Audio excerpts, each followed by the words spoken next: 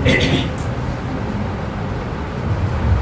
بالله من الشيطان الرجيم. بسم الله الرحمن الرحيم. الحمد لله رب العالمين، والصلاة والسلام على أشرف الأنبياء والمرسلين سيدنا ومولانا صاحب التاج والمعراج والبراق والعلم، ذوي البلاء والغباء والقهر والمرض والعلم. ابنه مكتوب مرفوع منقوش في الله والقلم، سيد العرب والعجم.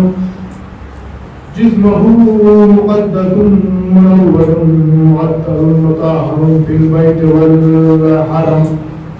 شمس الضحى بدر الدجى صدر العلا كيف المرم مصباح الظلم.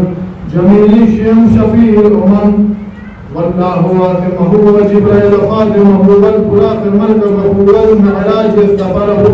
سدرة المنتهى مقامه طاب كوكب مشروبه والمجلوب موجوده والموجود. سيد المرسلين خاتم النبيين راحة العاشقين محبوب الفقراء اليتامى والمساكين. مولانا مولى الثقلين جد الحسن والحسين أبي القاسم محمد وعليه الطيبين الطاهرين المعصومين المظلومين، ورحمة الله على آبائهم أجمعين من يومنا هذا إلى يوم الدين. أما بعد فقد قال الله سبحانه وتعالى في كتابه المبين: بسم الله الرحمن الرحيم. سبح اسم ربك الأعلى الذي خلق فسوى والذي قدر فهدى. صلاة محمد ہدایت کے عنوان سے ہماری آج کی گفتگو اپنے تیسرے مرحلے میں داخل ہو رہی ہے.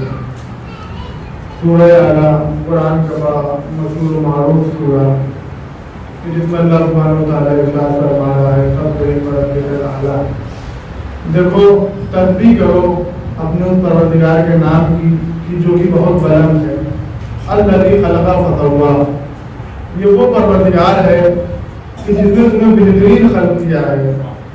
والذی قدر فہدی، اور پھر تمہیں خلق کرنے کے بعد تمہیں تمہارے حال پر نہیں چھوڑ دیا بلکہ تمہارے مقدر کو طے کیا، اور تمہارا مقدر لکھنے کے بعد فہدی، پس ہم نے تمہارے لیے ہدایت کا انتظام کر دیا. تو اب شرافت انسانی بھی یہی ہے کہ وہ پروردگار عالم کے راستے پر چل کر کے اس کا شکریہ ادا کرے، اس کا مطیع بن جائے، اس کا فرما بردار بن جائے. عزیزان محترم، بہت توجہ کے ساتھ کل کی گفتگو میں مسلسل باتیں ہو چکی ہیں کہ ہادی کون ہے، نبوت کا سلسلہ کیا ہے، امامت کا سلسلہ کیا ہے. اسی بات کو آج آگے بڑھاتے ہوئے کیا کہہ رہا ہے اللہ؟ والذی قدر فہدی. دیکھو، ہم نے تمہارے لیے ہدایت کا انتظام کیا. بابود کیسے انتظام کیا؟ کہا دیکھو، کبھی آدم جیسا تمام شکن بندہ بھیجا، کبھی نوح جیسا طوفان آزما بندر کو معین کیا، کبھی ابراہیم جیسے بت شکن کو تمہاری ہدایت کے لیے بھیجا، کبھی عیسیٰ جیسے مسیحا کو تمہاری ہدایت کے لیے بھیجا، کبھی موسیٰ جیسے تموت شکن کو تمہاری ہدایت کے لیے بھیجا. اور دیکھو، ان سب کے بعد، ان سب کے آخر میں ہم نے اسے بھیجا کہ جو مولائے کل تھا، جو وجہ تخلیق کائنات تھا، جسے ہم نے کبھی نام سے نہیں پکارا سوائے انٹروڈکشن کے، بلکہ تمام انبیاء کو آپ دیکھیں تو نوح کو یا نوح کہا، ابراہیم کو یا ابراہیم کہا، عیسیٰ کو یا عیسیٰ کہا، موسیٰ کو یا موسیٰ کہا. لیکن سوائے انٹروڈکشن کے علاوہ اگر انٹروڈکشن ہٹا دیا جائے تو میرے نبی کو کبھی بھی اس کے نام سے نہیں پکارا، بلکہ کبھی یاسین کہہ کر مخاطب کیا، کبھی مدثر کہہ کر مخاطب کیا، کبھی مدثر کہہ کر مخاطب کیا. یہ عظمت ہے میرے نبی کی، یہ منزلت ہے میرے نبی کی. اور پھر میرے نبی کا جب آخری وقت آیا تو میرے نبی سے بھی کہا: یا رسول بلغ ما انزل الیک من ربک وان لم تفعل فما بلغت رسالتہ. اے میرے حبیب، ایسے نہ آنا بلکہ اپنے بعد والے کا انتظام کر کے آنا، تاکہ تمہارے جانے کے بعد تمہارا نظام زندہ رہ سکے، تمہاری شریعت زندہ رہ سکے، تمہارا پیغام زندہ رہ سکے، ہمارا اسلام زندہ رہ سکے اور لوگ یہ کہہ سکے کہ آج بھی محمد زندہ ہے، آج بھی محمدیت زندہ ہے. سلوات پڑھ دے محمد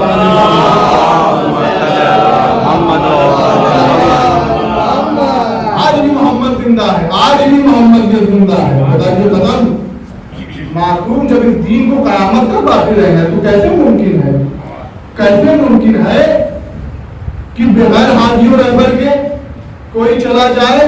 خدا کی قدم شب ہجرت یاد ہے نا؟ شب ہجرت کیا ہے؟ 40 ننگی تلواریں لے کر کفار رسول کے گھر کو گھیرے ہوئے ہیں. رسول کیا کہہ رہے ہیں؟ علی میرے بستر پہ سو جاؤ. علی نے کہا یا رسول اللہ میرے سونے سے جان کی جان بچ جائے. کہاں؟ علی نے سجدہ شکر ادا کیا. علی نے سجدہ شکر ادا کیا. اچھا چھوڑ کر کیوں جا رہے ہیں نبی علی کو؟ بھائی علی کو بھی لے جائے، بھائی ہے نا، بھائی ہے، ساتھ میں لے جائے. آخر یہ چھوڑ کر کیوں لے جا رہے ہیں؟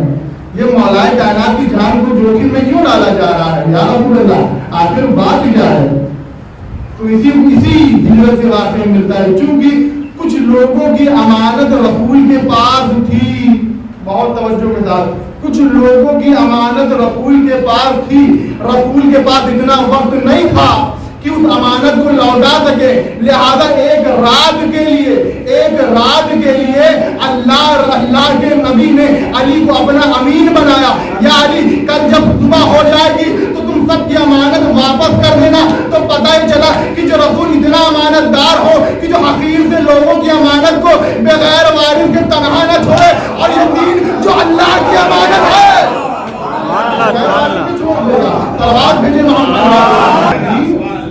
اللہ کی امانت ہے، بغیر وارث کے کیسے دین چھوٹ جائے گا؟ اچھا کہا نہیں. ہمارے کتب میں حدیث ہے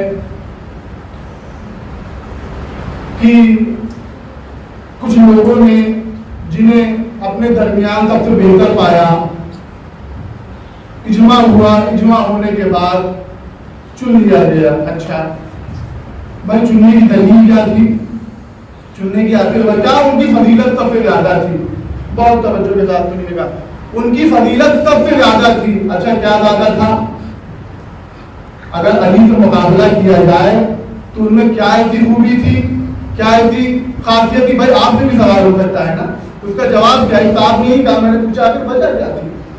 جب علی موجود ہے تو وجہ کیا تھی؟ کہا نہیں.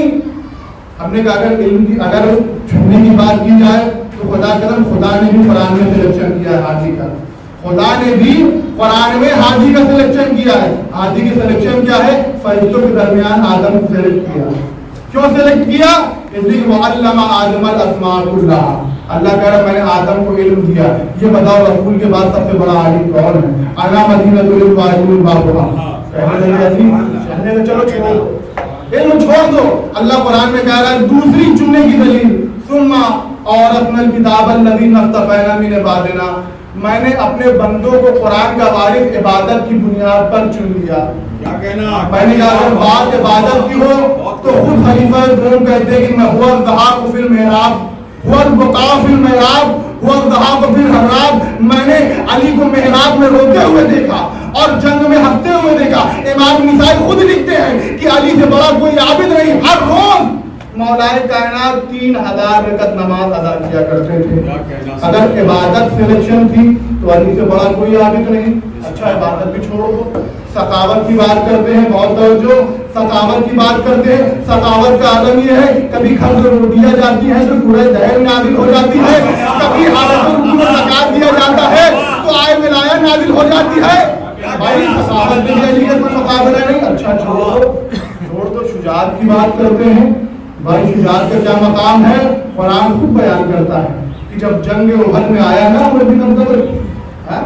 ہے کوئی تمہارے درمیان مرد جو میرے مقابلے میں آئے.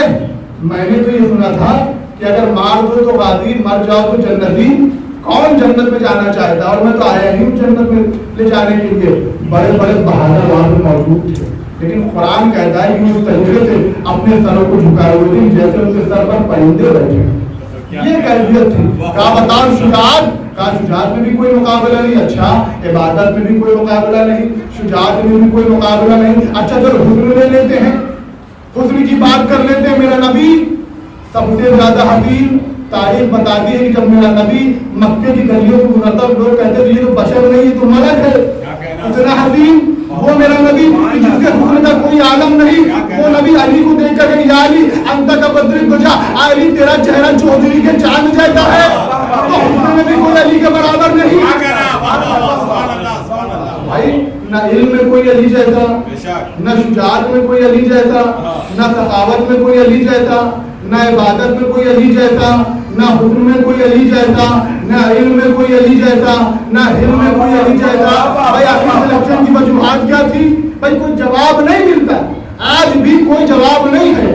اور میں نے کہا حضور جب قرآن میں اللہ نے واضح کر دیا کہ علی نفس رسول ہے, رسول جیسا ہے, رسول کا لباس ہے, تو بعد رسول اسے بیٹھانا چاہیے کہ جو منبر پر بیٹھنے کے بعد یہ کہ دیکھو مجھ سے غلطیاں بھی ہوتی ہیں, میں اگر ٹیڑھا ہو جاؤں تو مجھے سیدھا کر دینا, یا اسے بیٹھانا چاہیے کہ جو منبر پہ جاتے ہی کہہ دے سلونی سلونی قبران کا جو پوچھنا ہے پوچھ لو, پورا قرآن اس سینے میں موجود ہے. صلوات پڑھ دینا.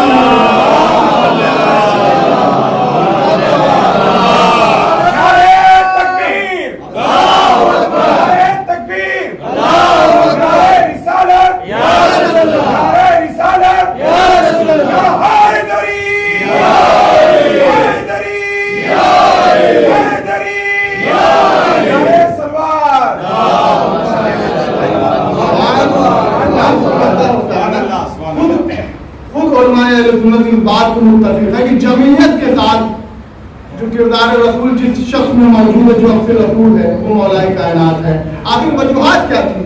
بھائی کوئی جواب مجھے نہیں ملا.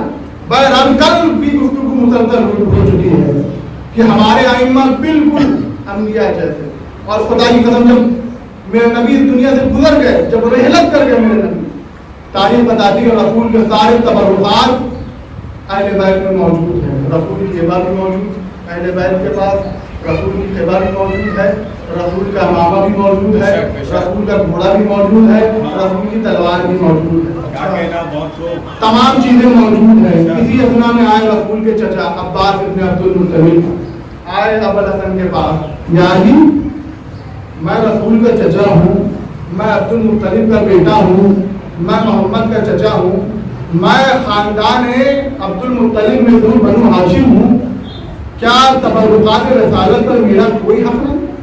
کیا تبرکات رسالت پر میرا کوئی حق نہیں؟ علی نے کہا چچا بالکل آپ کی جو سمجھ میں آیا آپ لے چاہیے.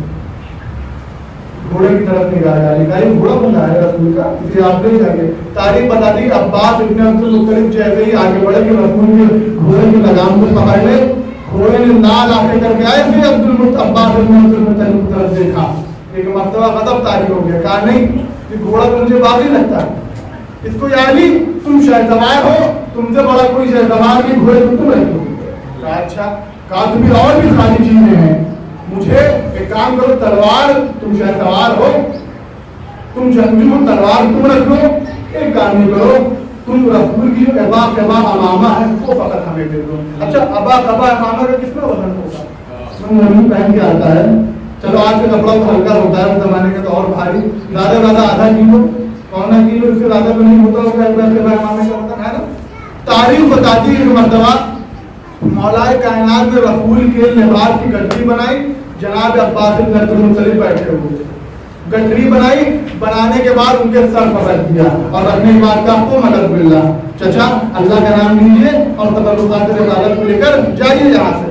تاریخ بتاتی ہے عبداللہ عباس ابن عبد المطلب خاموش ہے, پھر علی نے کہا کو مدد باللہ, چچا اٹھیے اور جائیے یہاں سے.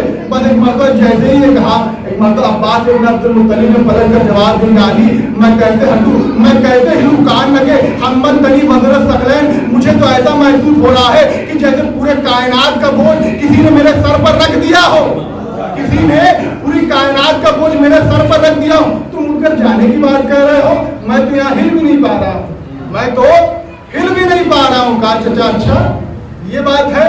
ایک مرتبہ جا کے اس گٹری کو اٹھایا, اٹھانے کے بعد اس میں سے لباس نکالا, کہا آئین بنی الحسن آئین بنی الحسین, حسن و حسین قریب آئے. بس ایک مرتبہ امام حسن کو رسول مولا کائنات میں تیار کیا, रसूल की उम्र कितनी है? 63 बरस। इमाम हसन की उम्र कितनी थी उस वक्त? 5 साल। इमाम हुसैन की उम्र कितनी थी? 4 साल। जरा ये बताइए क्या 60 बरस के बुजुर्ग का लिबास कभी 4 बरस के बच्चे को आ सकता है? आ सकते? लेकिन तारीख में क्या मिलता है कि जैसे ही अली ने उस लिबास को पहनाया, वो लिबास इस तरीके से हसन को फिट हो गया कि जैसे गोया वो हसन के लिए ही था। बस एक मर्द इमाम हसन ने जैसे ही उस लिबास को पहनने के बाद एक मर्दवा कहा, मेरे लाल जरा अपने चचा को चल कर दिखाओ। एक मर्द इमाम हसन उसी अंदाज में कि जिस अंदाज में रसूल चला करते थे चल करके दिखाया। एक मर्द इमाम हसन से लिबास लिया, इमाम हुसैन को तैयार किया। इमाम हुसैन भी इसी अंदाज में तैयार हुए, उसी तरीके से चल रहे थे कि जिस तरीके से रसूल चलते थे। वही गुफ्तार थी, वही रफ्तार थी, वही अजमत थी, वही मिजाज था, वही लबो लहजा था, वही पर्सनालिटी थी, सब कुछ बिल्कुल वैसे ही। मतलब जैसे इमाम हसन ने इमाम हुसैन ने लिबास लिया, अब उसी लिबास को मौलाए कायनात ने ज़ेब-ए-तन किया। अब जैसे ही अब्दुल्लाह अब्बास इब्न अब्दुल मुत्तलिब की निगाह अली की तरफ पड़ी, एक मर्तबा हैरत से कहते, या अली ये बड़ा अजीब तरीन लिबास है, तू पहनता है तो फैल जाते हैं, तेरे बच्चे पहनते हैं तो सिकुड़ जाते हैं। तो फैल जाता है, तेरे बच्चे पहनते हैं तो सिकुड़ जाता है। एक मर्तबा अली ने मुस्कुरा कर कहा चचा, रसूल का चचा होना और है, रसूल जैसा होना और है। बर्बाद पड़े ऐसा होना और है। इनका किरदार, इनकी गुफ्तार, इनकी रफ्तार बिल्कुल रसूल जैसी है। और खुदा कसम जो अल्लाह का हादी होता है उसकी सबसे बड़ी खासियत ये होती है, उसकी सबसे बड़ी खूबी ये होती है कि उसके इल्म में किसी भी तरीके की कमी नहीं पाई जाती। उसके इल्म में किसी भी तरीके की कोई कमी नहीं पाई जाती है। ऐसा नहीं है कि अगर किसी हाजी से पूछा जाए फला शय के बारे में तो वो ये कभी नहीं कहेगा कि बाद में बताऊंगा या कल बताऊंगा। अगर वो ऐसा कह दे तो वो हादी नहीं है, क्योंकि अल्लाह ने पहले का अल्लाह को कमाला ताला हमने अपने हादी को सारा इल्म दे करके भेजा। जब आदम जैसे छोटे नबी को सारा इल्म अल्लाह ने देकर भेजा है, तो जो सरदार अंबिया हो और उसके जानशीन हो, क्या वो आलिम नहीं होंगे? बस लेकिन हमको तो तारीफ में ऐसे भी हादी मिले कि जिनकी पूरी जिंदगी गुजर गई लेकिन सूरह बकरा ने याद हो पाई। पूरी जिंदगी गुजर गई लेकिन सूरह बकरा भी याद न हो पाई। लेकिन जो हादी होता है, खुदा की कसम यही था जब इमाम हसन अलैहिस्सलाम की पैदाइश की खाना सैयदा में, तो सर सजदा मामूदी में रखने के बाद इमाम हसन बार बार आसमान की जानिब देख रहे। तो जनाब सैयदा ने कहा, बाबा ये मेरा लाल हसन आसमान की जानिब क्या देख रहा है? तो मतलब यही कहा रसूल ने, कहा बेटी सैयदा तेरा लाल कायनात का हादी है, और जो कायनात का हादी होता है वो कभी नहीं और महफूज का मुतालिया करता हुआ नजर आता है। और ये ऐसे तैयब तायब हैं कि जब इस दुनिया में आते हैं तहारत के साथ आते हैं, इल्म के साथ आते हैं। हम वो हैं कि जब इस दुनिया में आते हैं तो नजाकत के साथ आते हैं। बाबा ने बोला सलवार भेजे मोहम्मद, कोई इल्म की बराबरी कर सकता है, इनके वजूद की कोई बराबरी कर सकता है। हम वो हैं कि जब दुनिया में आते हैं तो नजाकत के साथ आते हैं। दुनिया में आए, नजिस घर वालों ने गुस्ल कराया, हो गए पार, लेकिन मासूम जो होता है उसको अल्लाह कहता हूँ ला कुरान करीम फी किताबिन मकनून ला यमस्सहु इल्ला मुतahharun। देखो हमने अपने उन बंदों को कुरान का वारिस बनाया है, इसे वही छू सकते हैं कि जिन्हें हमने पाक व पाकीज़ा बना करके दुनिया में, यानी वो कहाँ से वो ऊपर से पाक व पाकीज़ा है, यहाँ आकर पाक नहीं हुए हैं बल्कि उनका वजूद मुबारक ही पाक है। खुदाई कसम यही तो खाना जैसे ही इमाम हसन की विलादत हुई खाने सैयदा में, एक मर्तबा नमाज ज़ोहर का वक्त, अभी ज़ोहर से कुछ घंटे पहले इमाम हसन की विलादत हुई। उम्मे ऐमन ज़ौजा रसूल है, जैसे ही बिलाल ने तकबीर की आवाज़ बुलंद की, सोचा चल करके उम्मे ऐमन को मुत्तला कर दें, जनाब सैयदा को मुत्तला कर दें कि नमाज का वक्त हो गया। लेकिन वैसे ही उनके ज़हन में ख्याल आया कि अभी भी तो हसन की विलादत हुई है, सैयदा पर कैसी नमाज।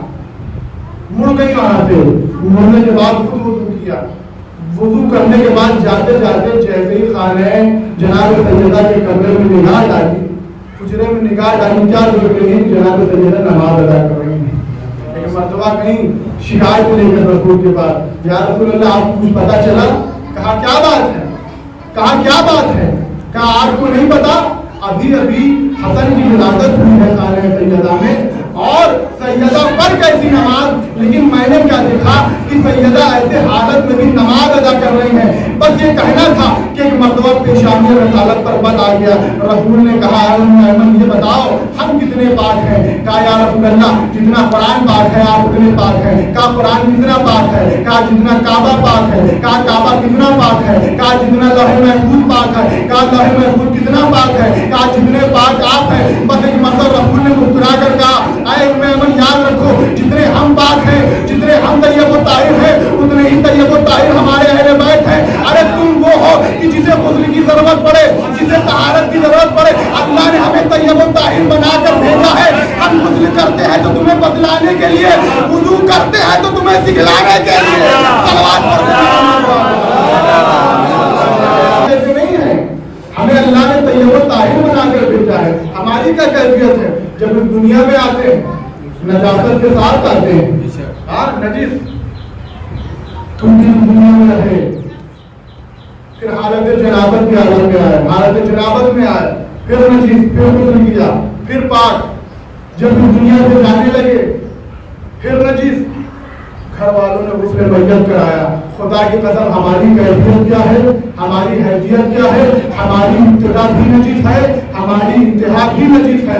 بہت توجہ کے ساتھ، ہماری ابتدا بھی نجیس ہے، ہماری انتہا بھی نجیس ہے، لیکن کیا خیال ہے جسے اللہ حاجی بنا کر کے بھیجے گا اس کی ابتدا بھی طیب و طاہر ہوگی، اس کی انتہا بھی طیب و طاہر ہوگی۔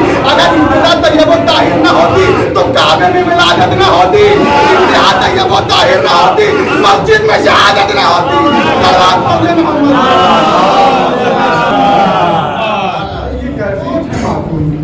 یہ معصوم کی کیفیت ہے، اس کی ابتدا بھی طیب و طاہر ہوتی ہے، اس کی انتہا بھی طیب و طاہر ہوتی ہے۔ یاد رکھیے ہماری کیا کیفیت ہے، ہماری کیا کیفیت ہے، وہ اللہ کہہ رہا اللہ اکبر من بطون امہاتکم لا تعلمون شیئا۔ لیکن فرق کیا ہے ہم نے اور معصوم میں؟ اللہ اخرجکم من بطون امہاتکم لا تعلمون شیئا۔